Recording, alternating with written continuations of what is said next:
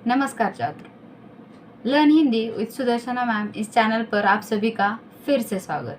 आज छात्रों, आपको उत्सुकता ये लगी रहेगी कि आज सुदर्शना मैम ने हमारे लिए क्या लाया है। तो आज मैंने आपके लिए कक्षा 5वीं की एक कविता लाई है छात्रों, जिंदगी कैसे चलेगी। जिंदगी कैसे चलेगी, यह कविता द्वारिका प्रसाद माहेश्वरी जी की है, जिन्होंने कि हमारी जिंदगी कैसे चलती है छात्रों, बिना सांस के एक भी क्षण हम नहीं रह पाते। सांस लिए तो हम हमारे अगला क्षण, अगली सांस, पहली सांस खत्म हुई कि दूसरी सांस लेते हैं। उसी प्रकार से जिंदगी कैसे चलेगी, इस कविता में हमारे कवि द्वारिका प्रसाद माहेश्वरी जी ने अपने लिए काम करने वाले पेड़ों के बारे में जानकारी दी है छात्रों। अगर पेड़ हमारे लिए क्या क्या करते हैं और हम पेड़ों के लिए क्या करते हैं छात्रों, हम पेड़ों के लिए कुछ नहीं करते। हमने अगर तय किया कि हम जन्मदिन पर एक तो पेड़ लगाएंगे तो कुछ होगा, लेकिन हम तो ऐसा तय करते ही नहीं है।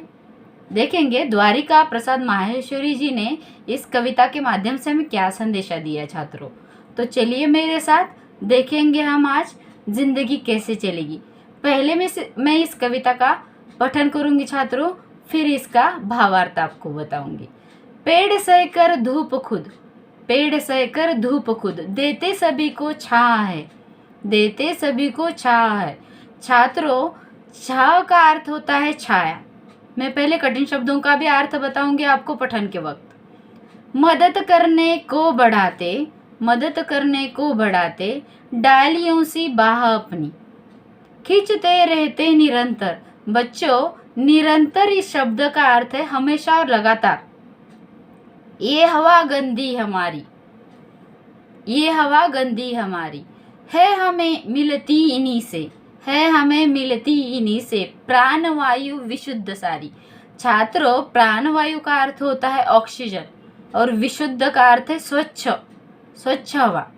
सींचते धरती हमारी, सींचते धरती हमारी, बादलों को भी बुलाते, सींचते धरती हमारी, बादलों को भी बुलाते, जल बरसाता खेत उपवन। छात्रों, उपवन का अर्थ होता है बगीचा। जल बरसाता खेत उपवन, वन सभी है लहलहाते, वन सभी है लहलहाते, जाए उनको काटते ही तो मिलेगी चाह कैसे, तो मिलेगी चाह कैसे। मदद करने को बढ़ेगी डालियों सी बाह कैसे, और लेने सांस को फिर, और लेने सांस को फिर, प्राणवायु कहाँ मिलेगी, प्राणवायु नहीं मिलेगी। छात्रों, जिंदगी कैसे चलेगी। तो यह है हमारी द्वारिका प्रसाद जी की सुंदर सी कविता। छात्रों, कविता का वाचन अगर आपको अच्छा लगा तो मेरे चैनल को सब्सक्राइब करिएगा।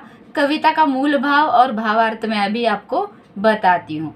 छात्रों, कविता का मूल भाव तो आपको समझ में आया ही होगा कि कविता में किसका महत्व बताया गया है छात्रों, पेड़ों का महत्व बताया गया है। पेड़ हमारे लिए क्या क्या करते हैं, ऑक्सीजन, ऑक्सीजन छोड़ते हैं और कार्बन डाइऑक्साइड जो हमारे लोगों से प्रदूषित होता है वो सारा अपने अंदर खींच के लेते हैं। देखो, कविता का मूल भाव मैं आपको बताती हूँ।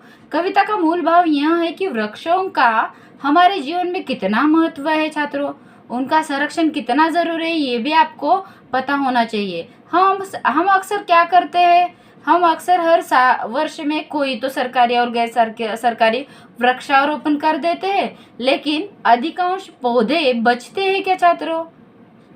फिर से सरकारी लोग आते हैं और उसी गड्ढे में दूसरा पेड़ लगा जाते हैं। ऐसे करना चाहिए क्या, नहीं। लेकिन हमने जो एक ही पेड़ लगाओ छात्रों, एक ही पेड़ लगाना है, लेकिन उसका संरक्षण बहुत अच्छा से करना है। मतलब उसको इतने अच्छे से बढ़ाओ कि उसका बड़ा पेड़ हो जाए। पौधा लगाया होता है, उसका पेड़ करना जरूरी होता है, क्योंकि इनके संरक्षण में कोई रुचि नहीं लेता है। संरक्षण को किसी को कुछ पड़ा ही नहीं होता है। वृक्षारोपण में सबको रुचि होती है, फोटो खींच लेना, वृक्षारोपण कर लेना, फिर फोटो आते हैं अखबार में, इस प्रकार से हो जाता है। लेकिन उसका संरक्षण करना कितना महत्वपूर्ण है, इस माध्यम से, कविता के माध्यम से कवि आपको बताना चाहते हैं छात्रों। देखिए, पेड़ सहकर धूप खुद, देते सभी को छाव अपनी। पेड़ क्या करते हैं छात्रों? प्रस्तुत पंक्तियों के माध्यम से कवि कहते हैं कि पेड़ स्वयं तो धूप सह लेते हैं, लेकिन वे कष्ट हमें होने ही नहीं देते। हम क्या बोलते हैं, चलो बहुत धूप है, बहुत गर्मी है, कहाँ पे पेड़ है क्या देखेंगे। लेकिन छात्रों, अगर आपने पेड़ लगाया तो पेड़ मिलेगा आपको, है ना, नहीं तो पेड़ कहाँ से मिलेगा। वो क्या करते हैं, सारे अपने कष्ट देते सभी को छाया अपनी, मतलब छाया देते हैं, हम उसकी छाया के नीचे बैठते हैं। वे डालियों के रूप में अपनी बाहें पसार कर आपके लिए खड़े हैं। कहाँ पे छात्रों? धूप में खड़े हैं, और हमें क्या देते हैं? हमें शीतल छाया देते हैं। पहले चरण का अर्थ ये था, मदद करने को बढ़ाते डालियों से बहा अपनी। हमारे लिए सदैव तत्पर रहते छात्रों। ये कैसे? हमें फल मिलते हैं इनसे, हमें फूल मिलते हैं इनसे, छाया मिलती है हमें इनसे, शीतल छांव मिलती है इनसे, है ना। इस तरह से वो हमेशा तत्पर रहते हैं हमारे लिए। लेकिन हम उनके लिए क्या करते हैं? हम उनके लिए कुछ नहीं करते। लेकिन हमारी अगर जिंदगी को चलाना है छात्रों, तो उनका ख्याल रखना भी हमें जरूरी है, क्योंकि वो हमारा ख्याल रखते हैं छात्रों। आखिरकार वो बताते नहीं कि हम तुम्हारे लिए काम कर रहे, लेकिन वो क्या करते हैं? वो अपना काम सदैव करते ही रहते हैं। देखो, खींचते रहते निरंतर। निरंतर का अर्थ मैंने पहले ही बताया आपको, हमेशा और लगातार। ये हवा गंदी हमारी, हमने कितना प्रदूषण फैलाया छात्रों। ये गंदी हवा हमारे अंदर क्या करते हो? खींच लेते हैं।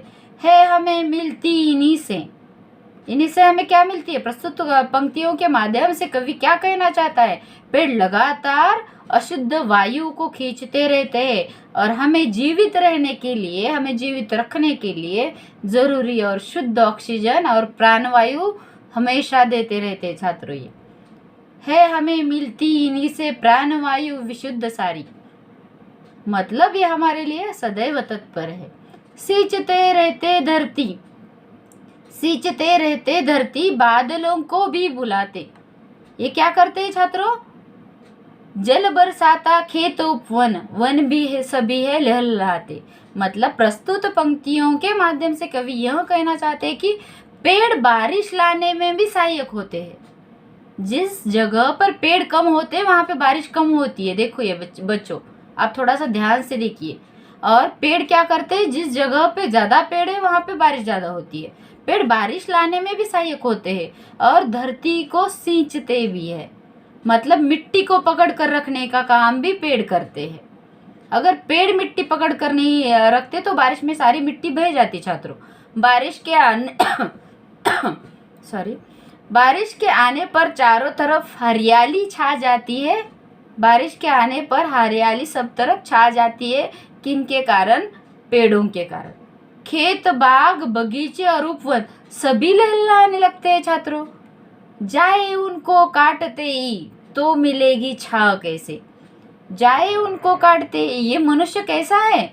ये मनुष्य जो छा देता है छात्रों, छाया देता है, छांव देता है, उसको ही ये काटने को दौड़ता है।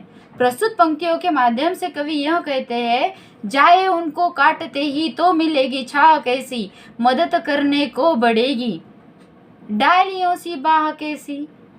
सवाल कर रहे हैं कवि हमको यहाँ पे, अगर ये निर्दयी मनुष्य इसी यहाँ पे अगर पेड़ को काटने के लिए आते हैं, तो पेड़ को अगर काटेंगे तो प्रस्तुत पंक्तियों के माध्यम से कवि यह कहना चाहते हैं, अगर हम इन पेड़ों से कोई लाभ लेना चाहते हैं तो हमसे पहले पेड़ों को जो काट रहे हैं उनको बचाना चाहिए। यदि ऐसे ही है कि पेड़ों को तो काटते ही रहेगा आप, तो फिर हमें छाया कौन देगा? अगर आप काटते ही रहोगे, लगाओगे नहीं, तो हमें छाया कौन देगा? वृक्ष हमारी मदद कर रहे हैं, हमारे लिए काम कर रहे हैं, जो अपनी डालियों को कैसे पसारे खड़े हैं, बाहें, जैसे कि खुली बाह करके हम बुलाते हैं किसी को, वैसे डालियां रूपी बाहें, जो डालियां है वृक्ष की, वो बाहें हैं उनकी जो खुली है हमारे लिए। तो ये कैसे मिलेगी, ये कहाँ से मिलेगी अगर हम बचाने की कोशिश नहीं करेंगे पेड़ों को। इसलिए कवि इस कविता से आपको यह संदेशा दे रहा है छात्रों कि आपको पेड़ों को बचाना जरूरी है। यानी वृक्षों के अभाव में न तो हमें उनकी छाया मिल पाएगी और न ही हम उनकी कुछ मदद कर पाएंगे, ना ही वो हमारी कुछ मदद कर पाएंगे। मतलब ऑक्सीजन की भी कमी जो अभी इस काल में कोरोना के संक्रमण से हो रही है, वो ऑक्सीजन की कमी, ऑक्सीजन के सिलेंडर्स हमें लग रहे हैं, ये फिर से बढ़ते जाएंगे। इसलिए हमें वृक्ष नहीं काटने चाहिए। ये मुख्य संदेशा दे रहा है कवि इस कविता के माध्यम से कि हमें वृक्ष काटने नहीं चाहिए, क्योंकि हमें फिर ऐसी छाया नहीं मिलेगी, हमें ऑक्सीजन नहीं मिलेगा। जो जो हमारे लिए कार्य करते हैं पेड़, वो कार्य हमारे लिए, हम अगर उनके लिए कुछ कार्य नहीं करेंगे तो वो भी हमारे लिए कुछ कार्य नहीं करेंगे। और लेने सांस को फिर प्राणवायु कहाँ मिलेगी? आपको प्राणवायु कहाँ मिलेगी?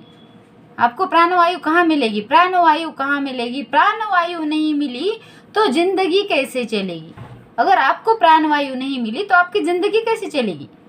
मतलब आपको अगर प्रस्तुत कविता के माध्यम से कवि यह कहना चाहता है, अगर इसी प्रकार से के पेड़ कटते रहे, हमें उनसे मिलने वाली शुद्ध हवा बंद हो जाएगी, ऑक्सीजन नहीं मिल पाएगा। जब हमें शुद्ध वायु और ऑक्सीजन नहीं मिलेगी तो हम किस पर निर्भर रहेंगे? ऑक्सीजन पर ही तो हम निर्भर है।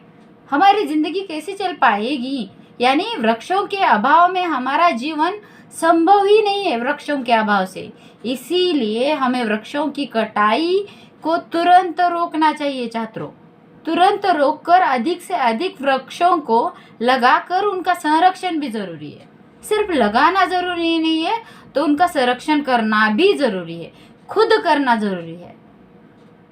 तो आज कवि द्वारिका प्रसाद माहेश्वरी अपने कविता के माध्यम से यह बताना चाहते हैं, अंतिम चरण है कि प्राणवायु नहीं मिली तो जिंदगी कैसे चलेगी? आपकी जिंदगी को आपको चलाना है तो पेड़ लगा दो और अपने आसपास के लोगों को भी जागरूक बना दो कि उनके जन्मदिन पर उन्होंने एक तो पेड़ लगाना चाहिए। कैसे लगे मेरी कविता छात्रों? भावार्थ अच्छा लगा? मेरे चैनल को सब्सक्राइब करते रहिएगा। हम फिर मिलेंगे अगले वीडियो में। धन्यवाद।